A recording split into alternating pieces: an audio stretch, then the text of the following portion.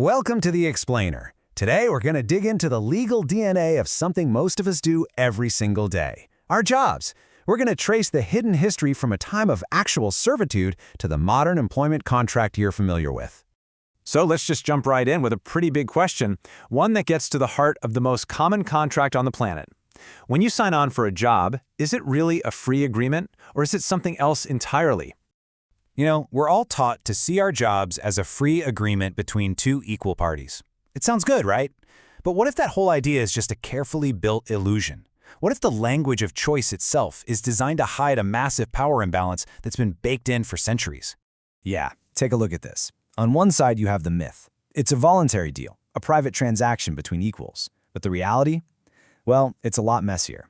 It's often a product of coercion. You need to work to survive, and it creates a clear hierarchy. The real mind-bender is to stop thinking of your job as just an exchange and start seeing it for what it legally is, a form of private government. And that right there is the key.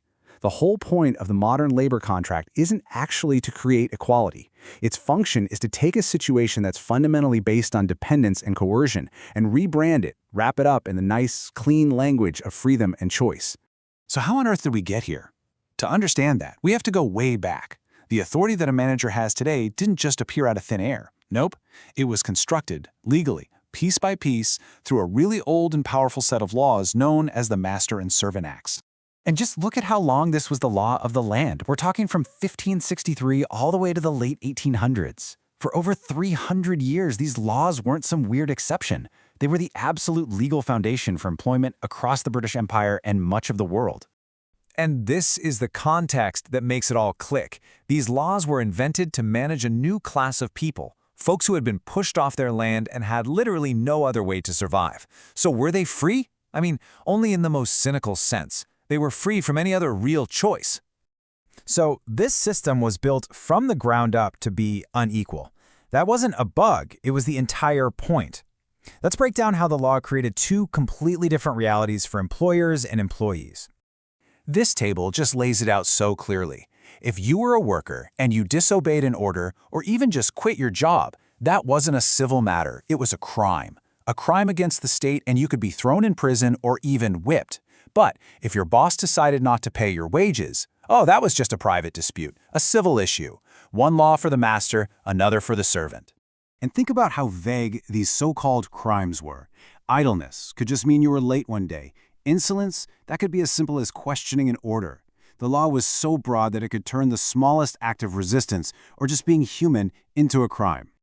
As historian Douglas Hay put it, a worker's disobedience wasn't a private issue, it was seen as a threat to public order itself. That one fact tells you everything. The employment contract was never, ever intended to be a relationship between equals. It was a tool of social control, pure and simple. Okay, you might be thinking, that's crazy, but those laws were repealed over a century ago. What's that got to do with my 9 to 5? Well, the specific laws vanished, but the power dynamic they created, that stuck around. It just got a modern makeover. Here's how that happened. The old duty of obedience didn't go away. It just evolved into what lawyers now call managerial prerogative, the right of the boss to manage. And the threat of prison was replaced by something almost as scary in our economy. The threat of being fired, thanks to employment at will. The coercion just changed its clothes, from criminal to economic. But the hierarchy? It's still there. This has led legal scholars like Elizabeth Anderson to describe the modern workplace as a form of private government. And when you think about it, it makes a lot of sense. Your boss can often control what you wear, what you say, when you eat. Powers we would never dream of giving to a public government without some serious checks and balances. And that's the central paradox. We live in these societies that celebrate democracy, but most of us spend a huge chunk of our lives inside what Anderson calls these pocket dictatorships. In this private government, your employer acts like an unelected ruler of your working life. And here's the real kicker. Those fundamental rights you have as a citizen, freedom of speech, privacy, well, they often get checked at the door when you clock in. The very contract you signed, supposedly an act of freedom, is often the exact thing that authorizes this suspension of your rights.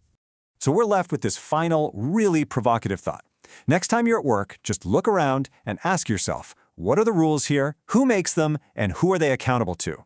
Because when you understand the long shadow of the master and servant laws, you realize the answers to those questions were decided a long, long time before you ever signed that contract.